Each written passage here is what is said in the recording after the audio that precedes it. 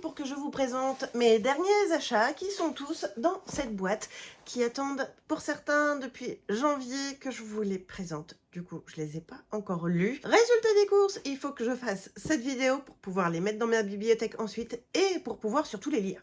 Vous vous en doutez sûrement, il y a quand même un petit paquet de bouquins. Résultat des courses, je vais commencer par les romans et finir par les graphiques. Et en attendant, si vous voulez soutenir cette vidéo, n'hésitez pas à déjà la liker et en emoji tout simplement à mettre une pile de livres. Je commence tout de suite avec ma dernière acquisition. Il s'agit de Porcelaine de Célia Flo aux éditions Bayard que j'ai trouvé tout simplement au Nose à côté de chez moi. Résultat des courses, je l'ai payé 4 € au lieu de quasiment 15. Je me suis dit que c'était l'occasion. Le dragon, le tigre, le kiran, la tortue, le phénix. 5 clans composant un empire. Une matière magique, la porcelaine, qui exprime l'état d'âme des êtres et des clans. Un seigneur ambitieux, prêt à se révolter contre l'empereur. 3 adolescents pris dans un conflit qui les dépasse. Voilà le résumé de la 4e de couverture. De mémoire, c'est Mira qui l'a lu et qui n'avait pas forcément aimé. Mais je me suis dit que pour un bouquin payé 4 €, c'était l'occasion pour que je puisse le tester tout simplement. Autre roman qui a rejoint cette fois-ci au mois de janvier ma pile à lire, il s'agit de La tisseuse de vent de Lina Lan aux éditions Didier Roman Jeunesse. Tisseuse de liens, Éole recueille les vents magiques dans l'un des moulins de sa région. Sa soudaine convocation à la cérémonie du privilège, un rêve pour beaucoup de talentueux, est un déchirement pour elle. Comment mettre ses pouvoirs au service du royaume si cela implique d'abandonner Myrtille, son meilleur ami, tombé gravement malade? Éole ne voit qu'une solution, trouver un soigneur et le convaincre de secourir Mithril, malgré l'interdiction de quitter le château. Mais son bienfaiteur s'avère être le prince de Térène lui-même, et le prix de son aide, beaucoup trop élevé. Il reste 2 phrases après dans le résumé sur un autre paragraphe, j'ai pas forcément envie de savoir plus. Il me tente bien, je l'avais vu passer pas mal au moment de sa sortie, résultat des courses, je me suis dit que c'était l'occasion. Un autre roman qui a rejoint lui aussi ma palle en janvier. Et je crois de mémoire que tous les autres livres, à partir de maintenant que je vais vous présenter, ont rejoint ma palle en janvier. Donc comment vous dire que ça fait quand même un paquet de temps qu'ils attendent. Il s'agit du tome 1 de Shadowfay, à savoir La Cour des Ombres de C.N. Crawford aux éditions Corrigan. J'ouvre le bouquin et je vous fais un petit zoom sur les trigger warnings parce que je pense que c'est important pour ce genre de livre, surtout vu le contenu de ceux-ci, de les connaître. Intégrer la Cour des Ombres, la prestigieuse académie d'élite des fées, un rêve, pas pour Ariana, qui n'est là que pour une seule raison, réussir à dérober la fameuse clé des mondes qui lui permettra de libérer sa meilleure amie retenue prisonnière. À l'école, Ariana est placée sous les ordres de Roidan, un chevalier de l'ombre chargé de l'entraîner au combat. Sombre, mystérieux et silencieux, Roidan semble détester la nouvelle recrue. Pourtant, alors qu'elle se bat à ses côtés, Ariana tombe peu à peu sous le charme du beau ténébreux. Est-ce qu'il y a forcément beaucoup de choses à dire en plus? Si, peut-être le fait que apparemment c'est Roidan qui détient la clé des mondes. Voilà. Je pense qu'on va bien s'amuser. Un autre joli bébé qui a rejoint ma pile à lire. Et vraiment, pour le coup, il est vraiment très très beau. Il s'agit des sœurs Wickwood de Ludivine Irola aux éditions Bayard. Une voleuse en colère, une fantôme romantique, des sœurs maudites. Medora et Allegra Wickwood sont les dernières descendantes d'une grande lignée d'occultes royaux, un titre autrefois gage de noblesse et de grandeur. Mais, à présent, la magie est bannie du royaume et il ne reste plus rien des savoirs des Wickwood. Alors, quand le roi ordonne aux 2 sœurs de retrouver une prophétie perdue, elles y voient l'espoir de regagner le prestige de leurs ancêtres. Accompagnées d'un paysan amoureux et d'un garde mutique, elles s'engagent dans une aventure périlleuse qui les confrontera à un terrible secret de famille. Donc voilà, maintenant il est dans ma palle, je sais qu'il existe en audio, est-ce que je vais me laisser séduire par l'audio pour pouvoir l'écouter? Il y a quand même de grandes chances quand c'est la consommation d'audio que je peux faire tous les mois. Un deuxième titre de C.N. Crawford a fait son entrée également dans ma pile à lire. Il s'agit du tome 1 de Frost et Nectar, à savoir Frost, aux éditions Corrigan. À 26 ans, Ava ne croit plus en l'amour. La jeune femme, mi-fée mi-humaine, abandonnée à la naissance, s'est toujours sentie comme une paria. En plus, elle découvre le jour de son anniversaire que son petit ami la trompe, et elle s'enfuit pour échapper au sombre avenir auquel elle semble destinée. Alors, quand Thorin, le roi des Fae, annonce qu'il va la choisir pour devenir sa reine, Ava ne comprend pas. Pourquoi le roi voudrait-il qu'elle monte sur le trône alors qu'ils se sont détestés au premier regard? Que cache son sourire diabolique, son air glacial et son allure tellement séduisante?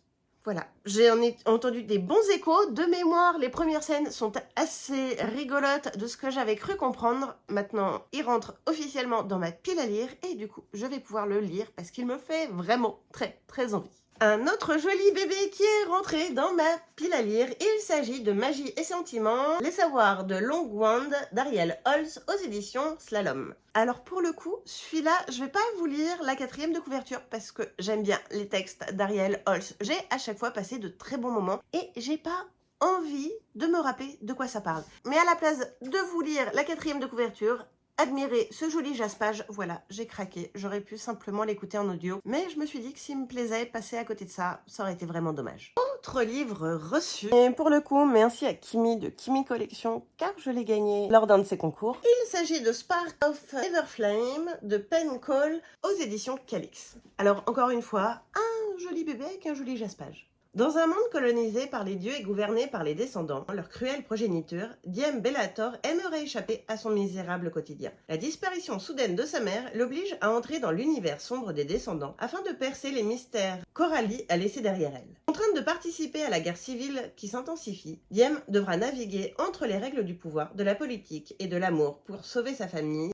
et l'humanité tout entière. J'étais très contente de le gagner, je l'ai vu un tout petit peu passer, mais pas forcément plus que ça. Résultat des courses, il faudra que je le mette dans ma palle pour pouvoir me faire mon avis. Un qui aurait dû être lu pendant l'hiver, parce que c'est pour ça que je l'avais acheté, et bien sûr, je ne l'ai jamais mis dans une pile à lire parce qu'il était dans la boîte. Il s'agit du tome 3 de Mémoire de la forêt, à savoir L'esprit de l'hiver de Michael Brun-Arnaud et illustré par Sanoé aux éditions École des loisirs. Je vais pas forcément m'apesantir là-dessus, parce que j'en ai parlé en vidéo, en réel, en TikTok, tout ce que vous voulez, mais j'ai craqué sur la plume de Michael Brun-Arnaud dans cet univers où on arrive à aborder des sujets qui peuvent être compliqués, lourds et potentiellement qui vont mettre en miettes notre petit cœur. Mais toujours est-il que pourtant j'adore les lire et voilà, et puis retrouver notre ami renard, forcément j'ai envie d'y aller. Un pour lequel j'ai craqué, et pareil, vous voyez, je ne l'ai même pas ouvert, même pas déballé, il est encore dans son étui.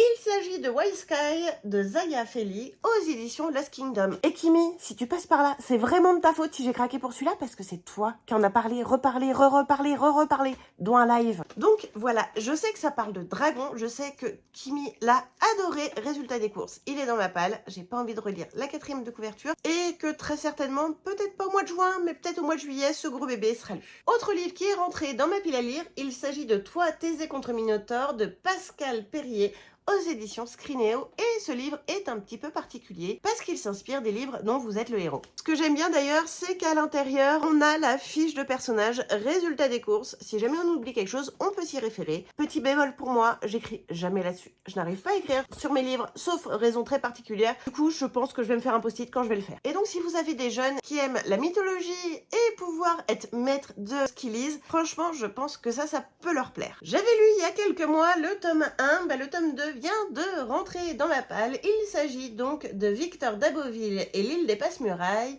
Samsara Express d'Edmond P. Roy aux éditions Gulfstream Editor. Et donc on va suivre Victor qui lors du premier tome avait reçu une pièce particulière pour aller dans un endroit particulier où il y avait des jeux très particuliers et où la vie pouvait être menacée. J'avais beaucoup aimé le tome 1, résultat des courses, j'ai acquis le tome 2 qui est pas forcément très gros, donc j'espère quand même pouvoir le lire rapidement parce que ça fait quand même un moment qu'il est là et qu'à vrai dire j'avais carrément oublié ce que j'avais acheté en début d'année. Donc voilà, c'est l'occasion maintenant de pouvoir le lire. Avant-dernier roman qui rentre dans ma pile à lire, il s'agit du tome 1 du Serment des 7 miroirs, à savoir Les vents de Terre-Ciel de Samuel Roget, toujours chez Gulfstream. Dans les hauteurs de Terre-Ciel, contré un îlot montagneux lévitant à la force du souffle, les jeunes aspirants sylphes se préparent à intégrer l'étude et ses 13 tours. Élevée par celui qu'elle appelle grand-père sur une planeuse isolée, Naëlys ne fait pas exception et doit rejoindre ce lieu de saveur pour devenir une syphlide accomplie. Au programme, éveil à la danse du vent, écoute de rumeurs murmurées ou encore combat traditionnel.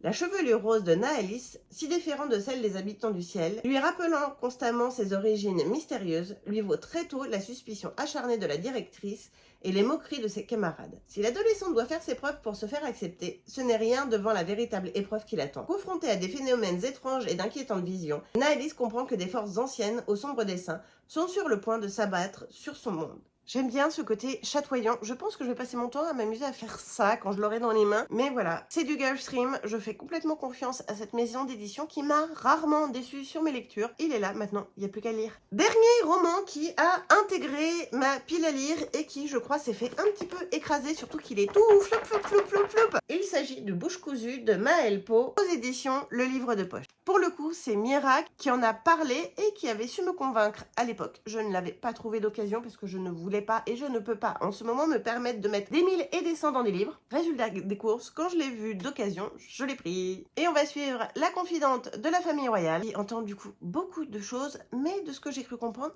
elle ne peut pas parler, ou en tout cas, la famille royale pense qu'elle ne peut pas parler. Je pense qu'il va y avoir des quiproquos et plein de choses qu'on va découvrir d'un point de vue politique, et j'ai hâte.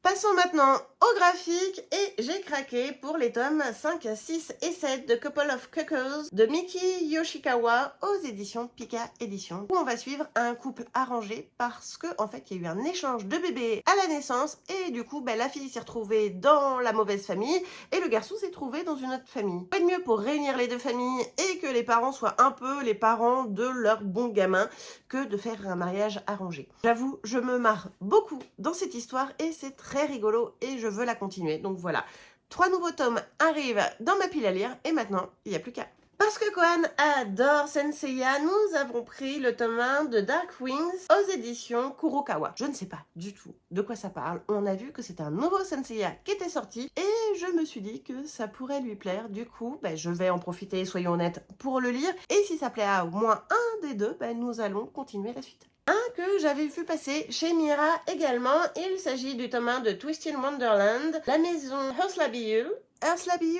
quelque chose comme ça, aux éditions Nobinobi. Nous sommes sur une réécriture de Disney et si je ne me trompe pas, dans celui-là, on est sur une réécriture de la Reine de Cœur, vous savez, celle qui veut couper des têtes tout le temps. Donc voilà, il y a 3 tomes et je crois de mémoire que le cycle d'après est sur Scar et je m'étais dit, comme Kohan adore Scar, autant commencer la série avec le tome 1 de la Reine de Cœur. Donc voilà, il est là, je vais pouvoir découvrir le scénar et aussi le trait graphique et si ça plaît, on continuera tout simplement. Il y a quelques années, j'avais acheté Secret de vampire et cette fois-ci, j'ai acheté Secret de sorcière, donc une initiation à notre histoire et nos saveurs de Julie Légère, Elsa White, Laura Pérez, aux éditions La Martinière Jeunesse. Donc on est à chaque fois sur une grande double page illustrée avec du texte qui nous permet d'apprendre plein de choses. Côté vampire, on avait pu un peu découvrir tout le folklore mondial qu'il y avait. Et cette fois-ci, j'espère que d'un point de vue sorcière, on va pouvoir apprendre plein de choses. Qui étaient considérées comme sorcières, qu'est-ce qu'elles sont devenues, pourquoi est-ce qu'on les qualifie de sorcières, plein de questions qui restent comme ça. Elles restent pas vraiment, mais j'ai envie de savoir comment ce livre l'aborde. Et donc voilà, je pense que lui va être aussi rapidement lu parce que c'est le genre de bouquin que j'aime bien, qui permet d'allier plaisir et savoir. Donc voilà. Bon, ça faisait longtemps que j'avais pas fait de book haul. Résultat des courses, il est assez gargantuesque, mais si on considère que ce sont tous mes achats depuis début 2025, au final, il y en a pas tant que ça. Et je pense pas qu'il va y en avoir prochainement. Mais vu que les livres sont nombreux, il va falloir que je priorise certains. Et du coup, c'est le moment de me mettre en commentaire ce que vous avez lu, ce que vous avez aimé, et faire en sorte qu'ils soient les prochains à sortir de ma palle. En attendant, je vous retrouve très bientôt sur YouTube, mais on se retrouve aussi sur Insta, TikTok et Twitch. Alors n'hésitez pas à aller voir en description tous les liens. Bye!